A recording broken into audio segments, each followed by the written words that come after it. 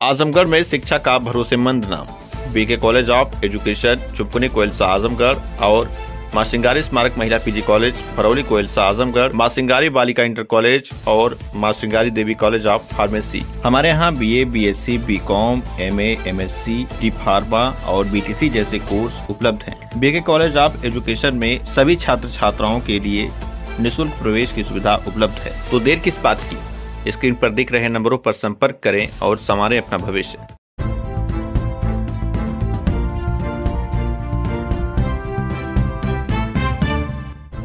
नमस्कार, आप देख रहे हैं तेज न्यूज। मैं हूं आपके साथ विनोद राजभर। आइए शुरू करते हैं खबरों का सिलसिला। आजमगढ़ में इंजीनियर सुनील यादव का सरकार पर बड़ा आरोप। सोशल मीडिया पर अपनी आवाज दबाए जाने का लगाया आरोप। आजमगढ़ में समाजवादी पार्टी कार्यालय में आयोजित प्रेस कॉन्फ्रेंस के दौरान सपा नेता इंजीनियर सुनील यादव ने सोशल मीडिया पर अपनी आवाज दबाए जाने का आरोप लगाते हुए इसे लोकतंत्र और अभिव्यक्ति की स्वतंत्रता पर हमला बताया है।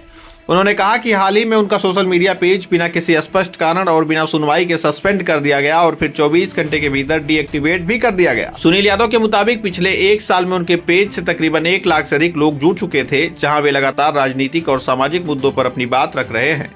प्रेस वार्ता के दौरान उन्होंने कहा कि लोकतंत्र में विपक्ष की भूमिका बेहद अहम होती है और सरकार की नीतियों पर सवाल उठाना उसका अधिकार ही नहीं बल्कि कर्तव्य भी है। उन्होंने जोर देकर कहा कि अगर किसी नीति से समाज का कोई विशेष वर्ग प्रभावित होता है तो उस पर आवाज उठाना लोकतंत्र को मजबूत करता है। उन्होंने दावा किया कि उनके किसी भी पोस्ट में सोशल मीडिया प्लेटफॉर्म की गाइडलाइन का उल्लंघन नहीं किया गया था। उन्होंने बताया कि उन्होंने केवल नीतिगत मुद्दों, मीडिया की भूमिका और कुछ घटनाओं पर सवाल उठाए थे, साथ ही हिंसा के खिलाफ भी अपील की थी। उन्होंने आशंका जताई कि संगठित तरीके से उनके पोस्ट पर रिपोर्ट कराकर उनका अकाउंट बंद कराया गया है। हालांकि उन्होंने किसी विशेष संस्था या व्यक्ति का नाम लेने से परहेज किया, लेकिन इशारों में इसे एक आईटी सेल की रणनीति बताया। मीडिया की भूमिका पर सवाल उठाते हुए उन्होंने कहा कि मीडिया को निष्पक्ष रहकर सत्ता और विपक्ष दोनों की आवाज को समान रूप से जनता तक पहुंचाना चाहिए। उन्होंने कहा कि यदि मीडिया एक तरफा हो जाएगी तो लोकतंत्र कमजोर हो जाएगा। एक सवाल के जवाब में उन्होंने ओम प्रकाश राजभर पर भी तीखा हमला बोला। नमस्कार, प्रणाम, सलाम। बहुत शॉर्ट नोटिस पे आप लोग आए, उसके लिए बहुत बहुत धन्यवाद। आज का जो प्रेस कॉन्फ्रेंस है उसके पीछे एक उद्देश्य है। उद्देश्य ये है कि जिस तरीके से विपक्ष दबे कुचलों की आवाज़ को दबाने की कोशिश की जा रही है वो नहीं होना चाहिए। जैसे एक विद्यार्थी के जीवन में एक बढ़िया स्कूल, बढ़िया किताब और बढ़िया शिक्षक के अतिरिक्त एक जो बहुत ज़रूरी चीज़ होती है वो होती है उसकी जिज्ञासा से उत्पन्न हुआ प्रश्न, जो एक शिक्षक से खोजता है, जिससे वो अपना एम्बिशन, अपना लक्ष्य बनाता है, समाज की कुछ कुरीतियों को दूर करता है और अपने आप को, देश को आगे बढ़ाने का काम करता है। उस चीज़ पर चर्चा करता है वो, जो चीज़ किताब में नहीं लिखी गई है। वैसे ही सरकार है। कोई सरकार अगर सत्ता में है, कोई पॉलिसी इम्प्लीमेंट कर रही है, कुछ काम कर रही है, तो विपक्ष का काम है उसके काम की, उसके नीतियों की समीक्षा करना।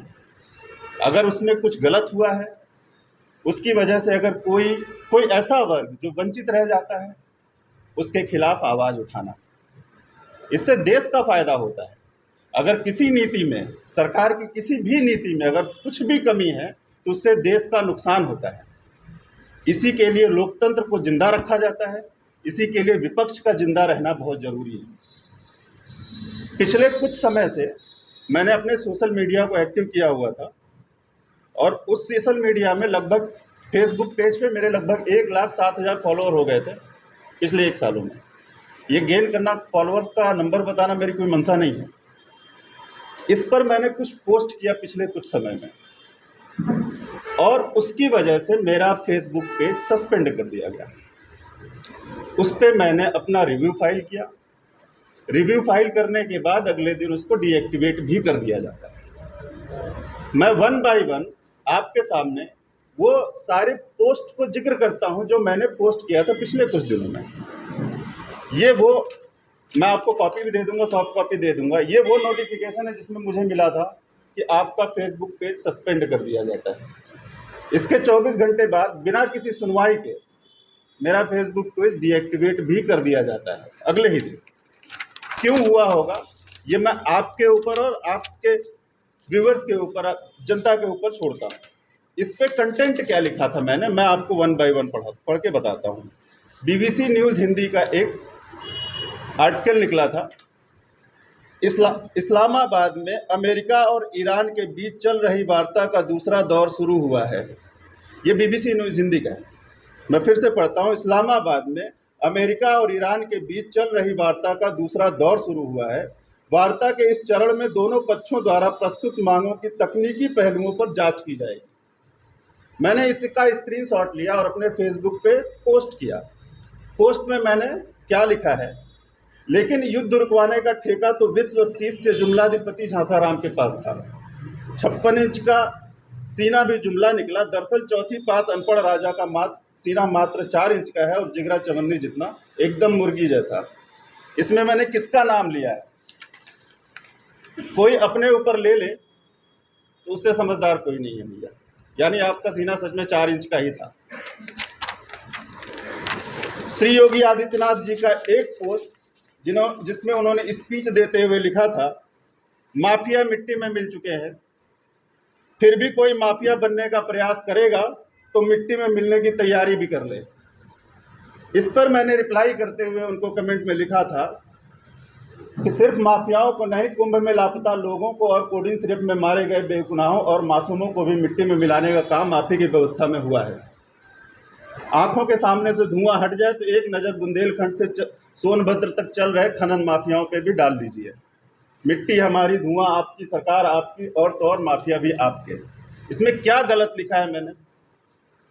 क्या इस चीज़ की वजह से मेरा फेसबुक सस्पेंड होना चाहिए? मुझे तो नहीं लगता इसमें किसी ऐसे शब्द का यूज़ किया गया है जो मेटा पॉलिसी को वायलेट करता हो।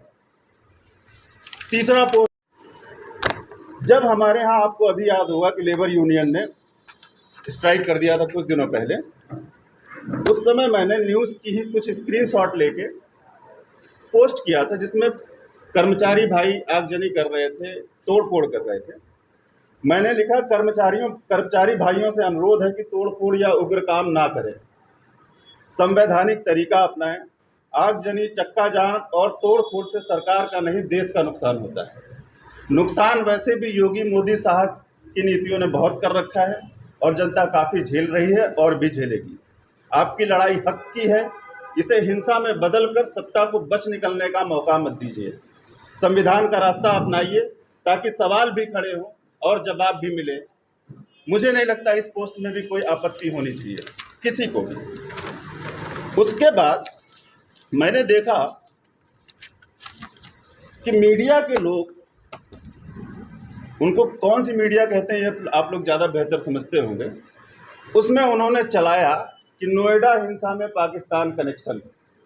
अगले ही दिन उस पर मैंने लिखा कि बाहर है भक्त मीडिया, अब पड़ोसी भिखमंगे देश की हार तुम्हारी राष्ट्रीय जीत बन गई है। गोदी में बैठकर भक्ति करते करते पत्रकारिता कब दलाली में कन्वर्ट हो गई तुम्हें शायद एहसास भी नहीं हुआ। एप्स्टीन पर विदेशी दबाव पर स्टूडियो में सन्नाटा था और जब तुम्हारे पापा देश के सम्मान को फादरलैंड के हाथों में सौंपा था तब तुम्हारा झूठा राष्ट्रवाद टीआरपी के पर्दे के पीछे छुपा हुआ था। इससे किसको तकलीफ होनी चाहिए? और सवाल उठाना कहाँ तक गलत है? अगर किसी को ये लगता है कि मैंने सवाल गलत उठाया है तो मेरे सवाल की समीक्षा करिए, मुझसे पूछिए किस बेसिस पे आपने ये बात कही।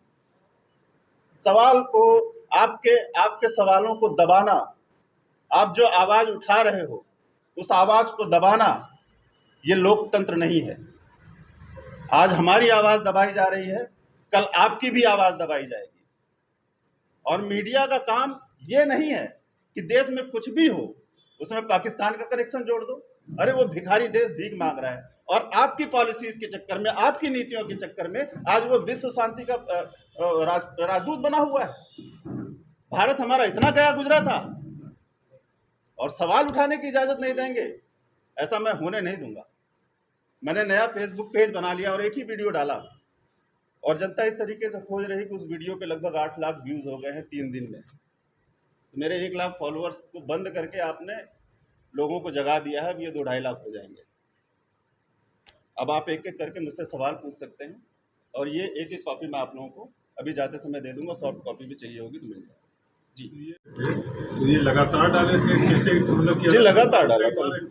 सस्पेंड हुआ लगातार डाला था। मैं लगभग हर रोज डालता हूँ पोस्ट, कुछ ना कुछ। ऐसे पोस्ट भी डालता हूँ जो देश हित के लिए जरूरी है, ऐसे पोस्ट भी डालता हूँ जो गांव हित के लिए भी जरूरी है, ऐसे पोस्ट भी डालता हूँ जो सरकार की नीतियां उसमें कुछ खामियां हैं। क्या बुराई है इसमें? अगर सरकार कोई नीति बना रही है और उसमें कुछ खामियां हैं और उस पर सवाल उठाया जाए। प्राइवेट फेसबुक है, जैसे प्राइवेट कंपनी का है, ये सोशल मीडिया प्लेटफॉर्म है, तो आपका क्या आरोप है कि मतलब इसमें? देखिए, ऐसा है ना कि इसमें कोई शब्द ऐसा नहीं लिखा गया है जिससे इससे मेटा की पॉलिसी वायलेट होती। मैं इंजीनियर हूँ, थोड़ा सा पॉलिसीज को मैंने स्टडी किया हुआ है। इसमें कोई भी शब्द ऐसा नहीं लिखा हुआ है जिससे मेटा की कोई पॉलिसी वायलेट होती हो। माफियाओं का शब्द का नाम योगी आदित्यनाथ जी ने लिया था, मैंने नहीं। मैंने इस पे कमेंट लिखा था। तो किसी चीज को कंडेम करने पे मेटा तो नहीं बैन करता है। इसमें जहां तक मुझे ऐसा एहसास है, किसी आईटी सेल ने इस पे हमारी पोस्ट पे ज़्यादा से ज़्यादा रिपोर्ट किया है ताकि ये मेरा फेसबुक पेज बैन हो जाए। क्या आपका यह मानना है कि सुपर वर्ग भी दबाव में आ गए हैं? क्या माफ़ करिए, फिर से रिपीट करिए। आपका यह मानना है कि सुपर वर्ग भी दबाव में आ गए हैं? क्या मोदी और योगी थे? इस पे कोई कमेंट नहीं कर सकता, है ना। मार्क जुकरबर्ग अपना काम कर रहे हैं, उनकी पॉलिसी सिर्फ मेरे लिए नहीं है, वो सबके लिए है। मेरा सिर्फ इतना कहना है कि अगर आप कुछ पोस्ट कर रहे हो और मैं उस पोस्ट पे रिपोर्ट कर रहा हूँ और कई सारे लोगों से रिपोर्ट करवाया, तो फेसबुक बाउंड हो जाता है बैन करने के लिए उसको। वैसा ही कुछ मेरे फेसबुक के साथ हुआ है और ये कौन कर सकता है वो आप लोग अच्छी तरीके से समझ सकते हैं। सस्पेंड करने से पहले, इंजीनियर साहब, पेज सस्पेंड करने से पहले क्या मेटा की तरफ से आपको कोई इन्फॉर्मेशन? जी, इन्फॉर्मेशन आई थी। जो स्थानीय प्रशासन है या सरकार की किसी मिनिस्ट्री की तरफ से कोई मैसेज आपको मिला कि आपने इसी नियम को तोड़ा है, जिसकी वजह से? नहीं, ऐसा कुछ नहीं था। मैंने रिपोर्ट, उन्होंने कहा कि due to some policy violation we are suspending your page, if you think that this decision has been taken mistakenly you can report to us। मैंने उनको मेल लिखा, रिपोर्ट किया। उनका एक AI चैट माध्यम होता है जिसमें कि सारा का सारा मैंने ये सारी पोस्ट उनको भेजा। उनके जो सवाल थे उससे ऐसा आभास हुआ मुझे कि ये किसी पर्सनल व्यक्तित्व द्वारा उसको रिपोर्ट किया गया है, क्योंकि फेसबुक का जो जवाब था उसमें कोई ऐसा जवाब नहीं था जिसकी वजह से ये मेरा पेज बैन होना चाहिए। मैं चक्का जाम तोड़ फोड़, इसमें आगजनी का एक पोस्ट लगाया, वो आगजनी मेरे द्वारा की गई नहीं है, वो आगजनी वहाँ हुई थी, उसका स्क्रीनशॉट लेके मैंने पोस्ट किया था। एक और पोस्ट मेरा छूट गया है, मैं बता देना चाहता हूँ आपको। इस पोस्ट में मैंने किसी का नाम नहीं लिया है, ना ही किसी व्यक्ति का, ना ही किसी पार्टी विशेष का। किसी को लगा होगा कि ये उसके लिए कहा गया है, तो उन्होंने इस चीज़ को कि मेरी पोस्ट पे जो है कंडेम किया होगा। अब ये आप अंदाज़ा लगाइए कि किसने सोचा होगा कि ये किसके खिलाफ लिखा गया होगा। ये बात है उस दिन की जिस दिन महिला आरक्षण के लिए न्यूज़ आई थी, अगले दिन सदन बैठने वाला था।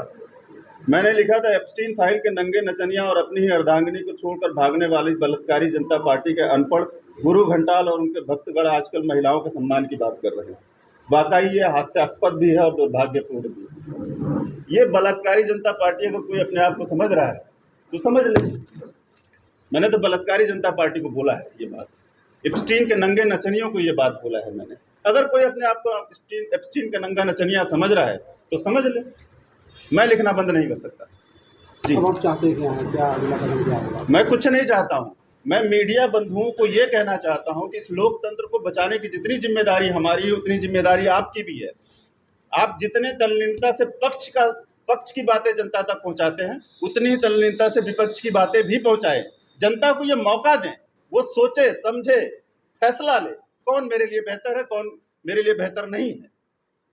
जी, क्या है आपका क्या करना चाहते हैं? देखिए, मैं तो जो कर रहा था मैं करता ही रहूँगा।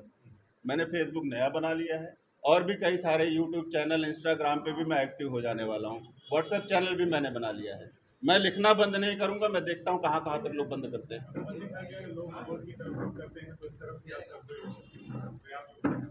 जी, कर सकते हैं, बिल्कुल कर सकते हैं, लेकिन मुझे ज़रूरत महसूस नहीं हुई।